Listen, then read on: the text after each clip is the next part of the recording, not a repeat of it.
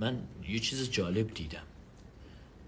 حدود 3 روز پیش در یه قبرستونی که قبرستون اسلامی بود، یه سری چیزها در اومدن که بسیاری از تفکرات من رو به هم ریخته.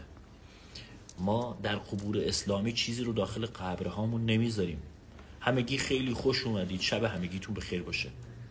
ما داخل قبرستون‌های اسلامیمون چیزی رو نداریم بچه‌ها، ولی اخیراً داخل یک قبرستون اسلامی که قبر هم کاملاً به سبک اسلامی دفن شده بود، ما یک سری وسیله ها رو در آوردیم. حالا من دیدگاه خودم در مورد این قبر چیه؟